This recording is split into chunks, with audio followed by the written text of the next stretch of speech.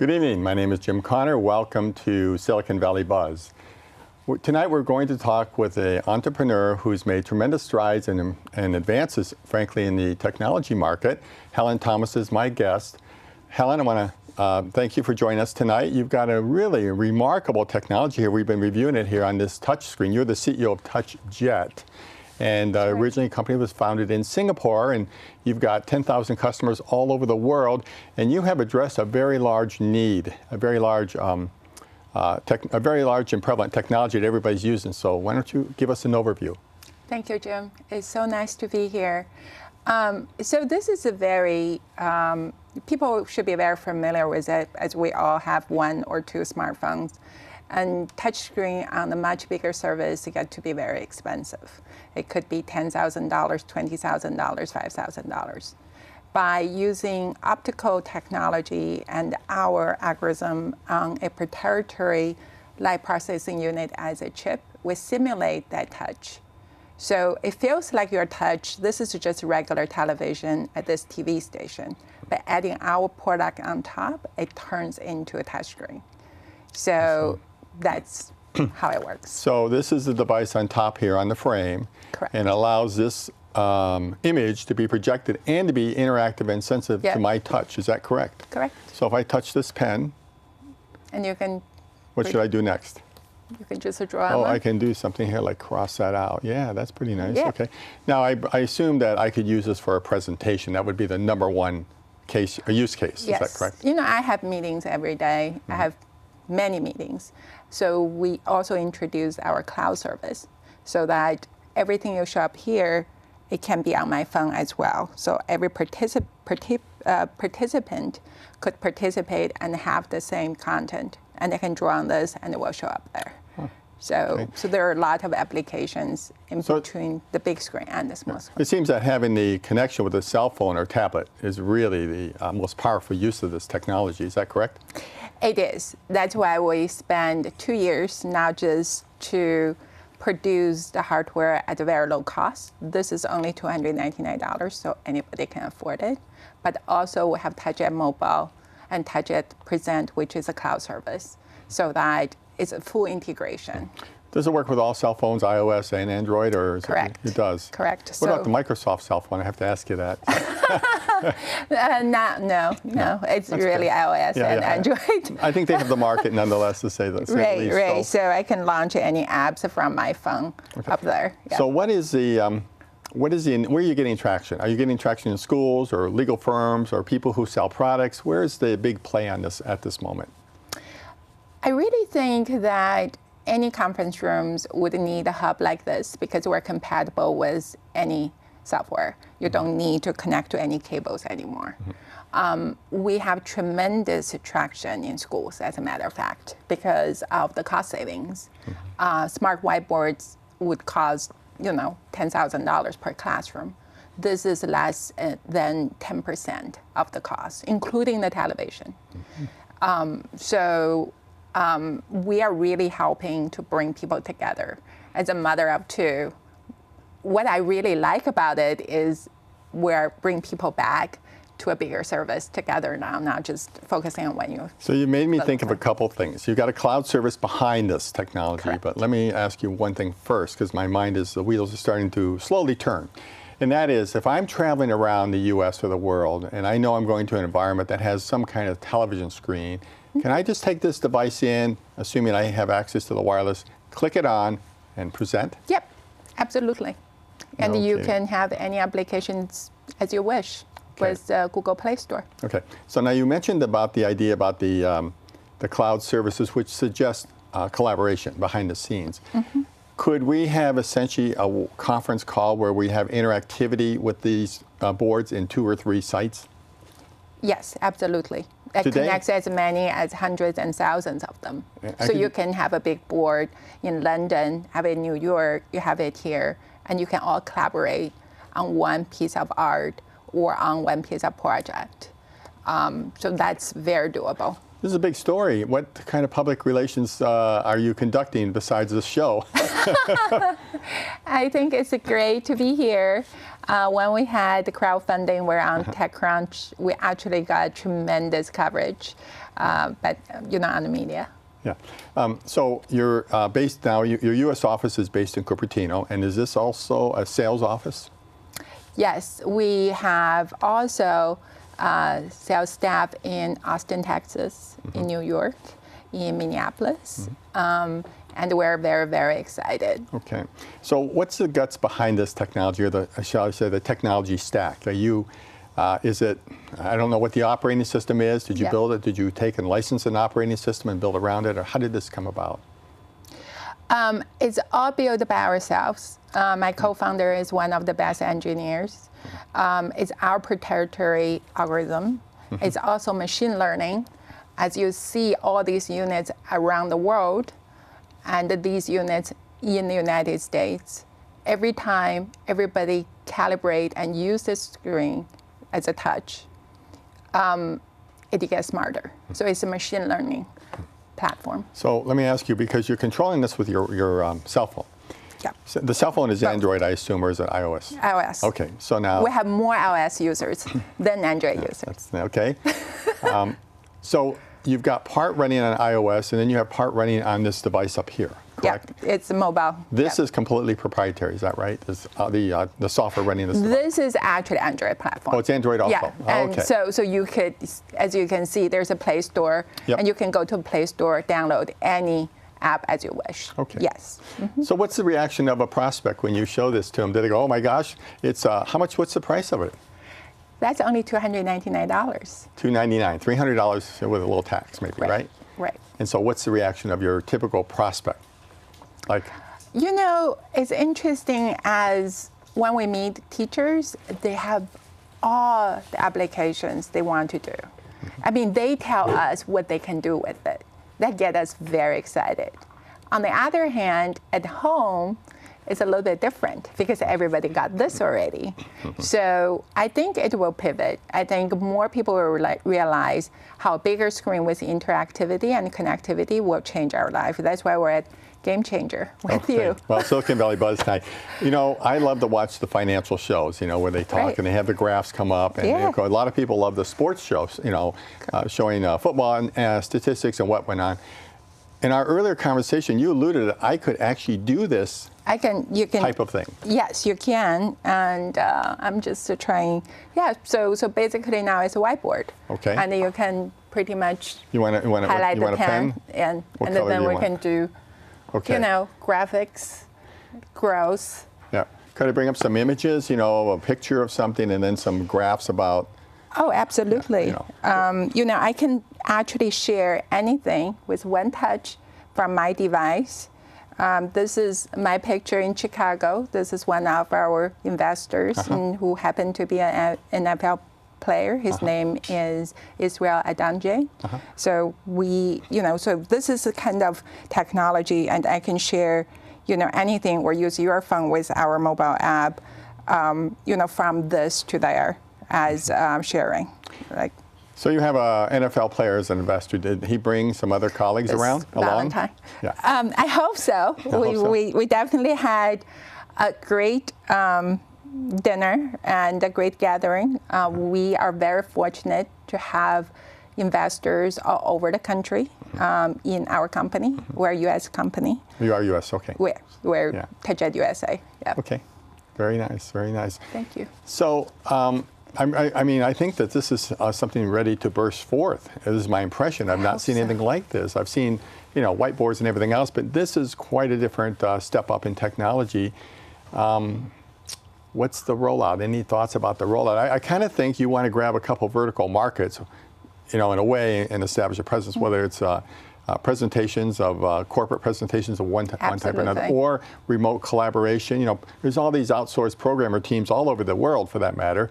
They need to collaborate, and they use Skype or they use Zoom, but this is, you don't have the same complementary. Yeah, very additive and very big screen type oriented. So anything there? Do you use this yourself in your own development? I use it every day. You do? I started my career at Leapfrog. Very fortunate. I was at LiveScribe.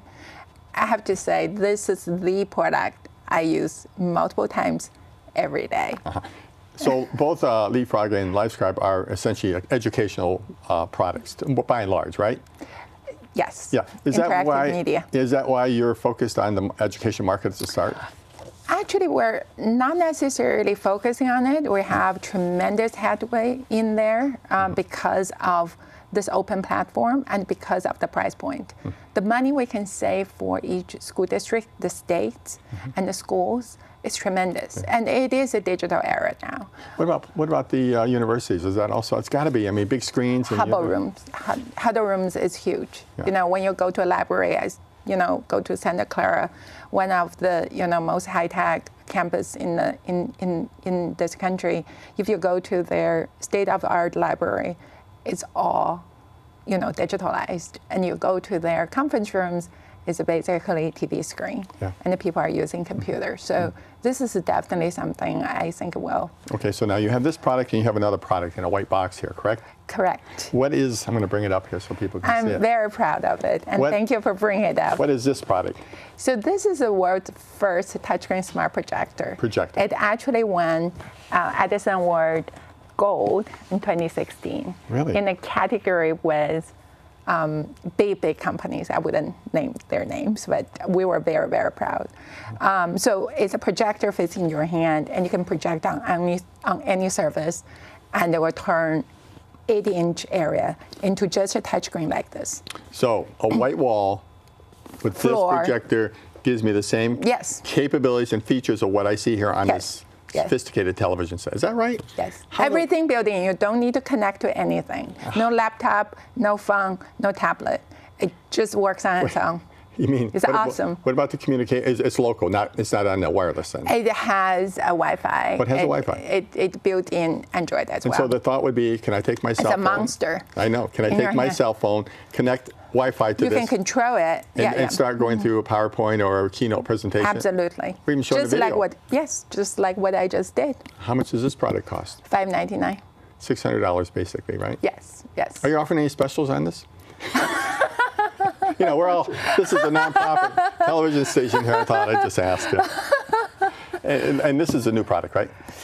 Actually, that's our first baby. Your first product. Okay. Right. And after that, it took 2 years for us to develop this for televisions because the install base of television is tremendous. Right. And this seems very proud of it. This seems like really a home product also. I really hope so, because I want my children, my family together. We created actually a mass game for competition, just so that we can bring people back together again. So that's really what we try to do. Let's take a look at some of the apps here. If you got a minute, we have a little bit of time to do this. Right. Just. Oh, I like that blackjack though. Is that what that was? Or was that was solitaire? That's actually solitaire. Solitaire. Okay, fine. And one of my favorite is really Dr. Seuss, like grandparents babysitting. I mean, I like my background, right? Is Leapfrog, teaching people how to read. Candy Crush, everybody knows that. But mostly, really, if you just bring up a calculator, you can see you're not actually pressing on the screen. This is all virtual. Oh, really? This is all. It's the camera picking up the position. So you're not damaging anything. You're just. So you have some technology heritage, in a way. Yes. What made you wake up one day and say, I'm going to pursue this other thing. I'm going to leave Leapfrog or leave these tech companies. I'm going to go become a CEO, become a founder, and I'm going to pursue the big dream. What happened? Was this, first of all, was it instant or gradual? I'm always a team player. I'm always on giant shoulders. I worked for the best mentors and CEOs in the Valley. When I was recruited to look at Touchjet and bring it to market, I thought very hard about it. And I had a conversation with my son, who's now 16. And I said, what if I can't do it? And he said, it's all up to you, isn't it? And then that kind of just kicked me into this. And, we're having fun ever since. How long ago was that? Oh, that was 2014. 24, so roughly 3.5 years, maybe 4 years, Correct. 3.5. Yes. And so did you have any sales? Did the company have sales before you joined? No. So you were. I'm the go-to market person. You're the rainmaker, is that correct? I'm the rainmaker. I'm the vision.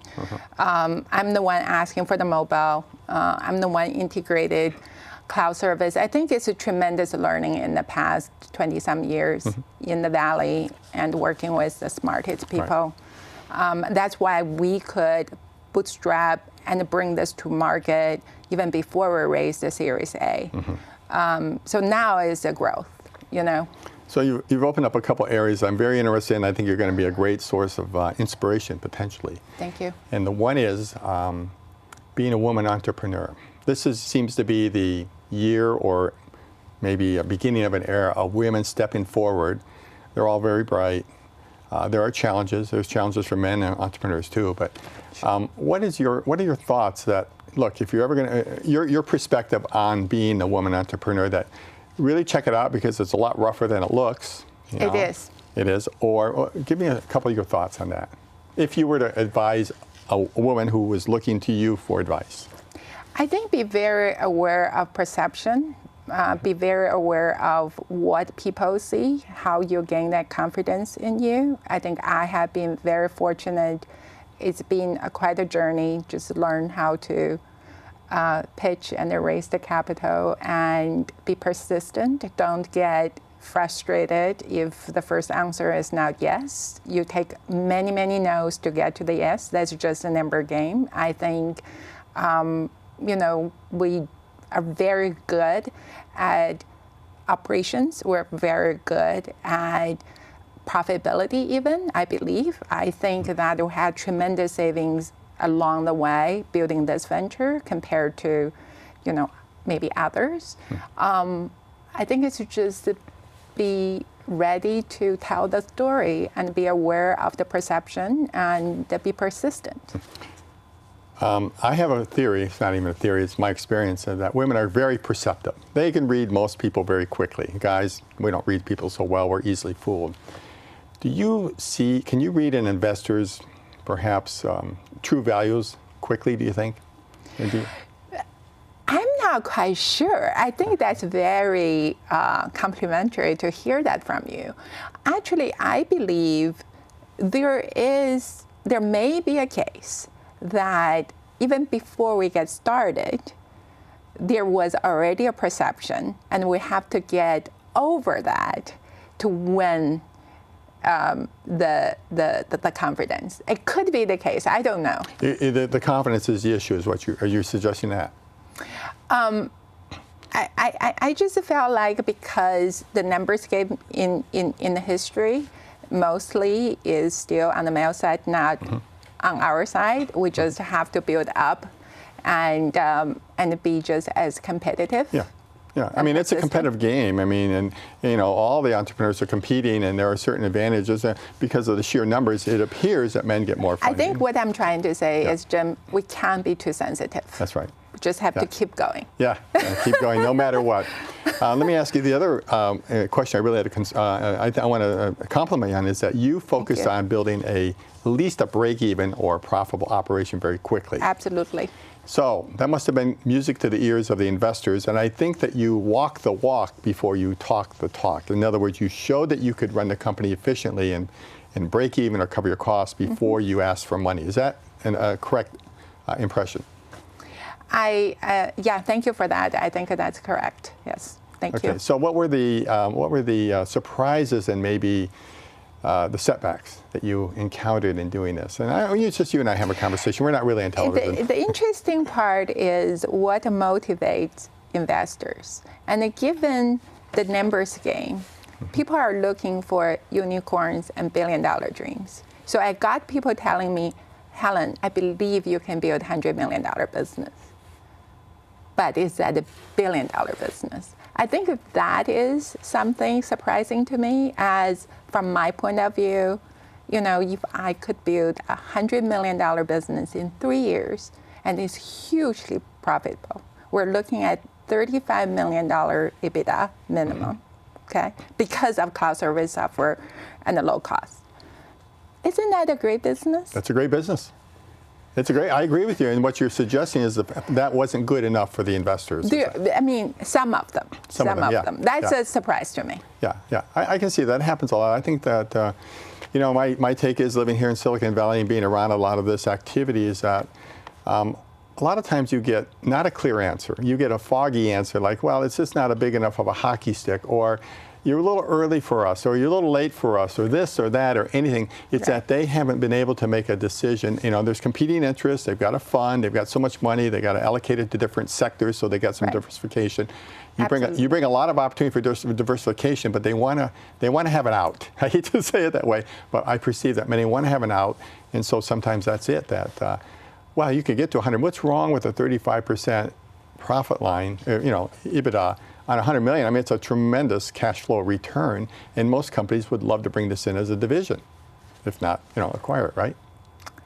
That's a possibility. Right. I'm looking forward to it. So where do you go next? You've got 10,000 customers. You are profitable. Right. Are you looking to raise a little more money, or you're not sure? We are in the middle of our Series A. We raised half of it already in a very short period of time. So I will be in New York next week, and it's really about growth. And this year we're going to cross line $5 million revenue, and that will attract a lot more people. And we have VCs on the sideline just to look at that. I think our traction was both B2B and education.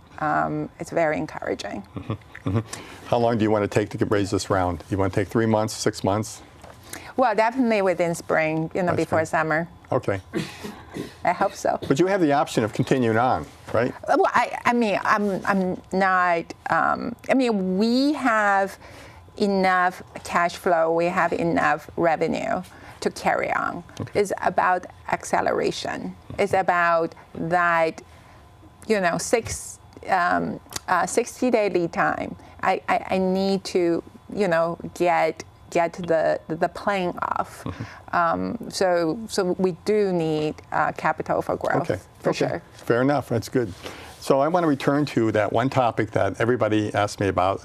I have a number of friends, women entrepreneurs, women investors, and they all say, it's not a fair level playing field. And some say, you know what, it is. You just don't realize how competitive it is.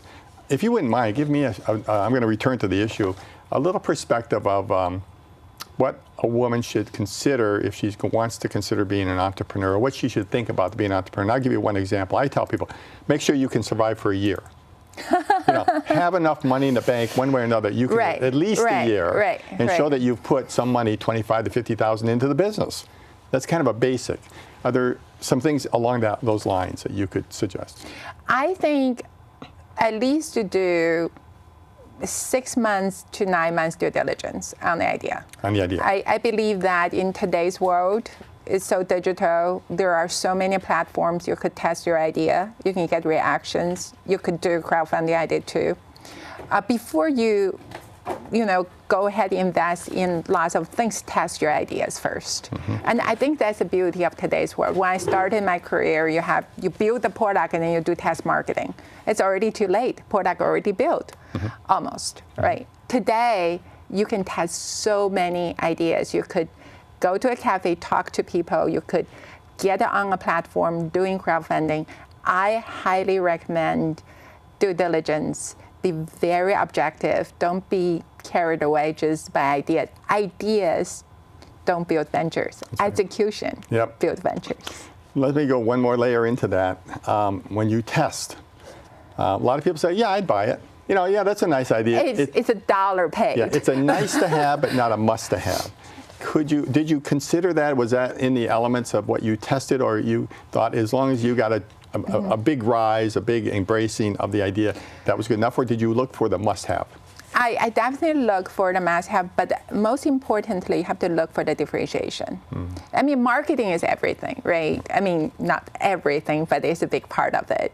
I believe that, for example, when I get introduced to this, I believe the biggest differentiation is together time. So all our software, all our development, everything we did is about bringing people together, including the mobile, including the cloud. Why did we do that? We already got a very cool touch technology because I believe it's about the whole experience. It's not just about a tech. Okay. Helen, did you have any adversity in your life that you're willing to share with us that made you into the person you are today? Wow. I would share one story. I was born in China. I got my college degree, and I came to North America. Actually, I spent time in Canada. Eventually, I came to the Bay Area. I decided to stay here. The first interview I got in the Bay Area. In the Bay Area, I didn't have much of a resume or experience. The first person hired me, my first mentor, he told me, he said, Helen, you made it from Beijing to Halifax to the Bay Area into my office. I think I should give you a chance. Really? Yeah. As Chuck Smutney, he still lives in Danville, and he gave me the first chance. And what was the company? How long what did you do there? It's called S&W Fine Foods. Oh yeah, sure. It's a very well-known consumer packaged good company, got acquired by Del Monte. I had quite a run there, learned a lot about marketing, business development, product development in that company before I got my MBA at the Haas Business School at UC Berkeley. So that's how everything got started. That's everything got started. And you said you went from Beijing to Canada first. Right. Did you go to the university there? Yes. I had a scholarship for MBA over there. You did? Yeah. How did you, I want to ask you, how did you get a scholarship from China to go be an MBA in Canada? You have to score really high with your GMAT. And yeah, very, very high. Good. Okay. Thank you. Well, this has been wonderful. I am so impressed because I just met you for a few minutes ago, and we talked a little bit. And this technology is great. I can see myself using it. I can see my business friends and associates using it. I can see a lot of corporations using it. I can see schools and educational organizations using it. It's really a horizontal market that I assume you're going to have to tackle in a vertical nature. Yes, yes. So. And then the good thing is you can use any app as you wish, right? So you can do math, you can do presentation, as you said, and as we, you can bring up any presentation in this, and you can bring up, the content. And $300, is that right? The $300 for this unit? $300. That's really remarkable. As a regular television. All right, so how do people get that $300 deal? They go to Touchjet.com. Touchjet.com. And Amazon. And Amazon.com. Thank you. Okay, fine. Thank you. Helen, I want to thank you so much. You've been a great guest, and I really appreciate your candor, your insights, and your authenticity. Thank you. This is Jim Connor on behalf of Silicon Valley Buzz. I want to thank you for joining us tonight in this show. We look forward to your continued participation in future shows.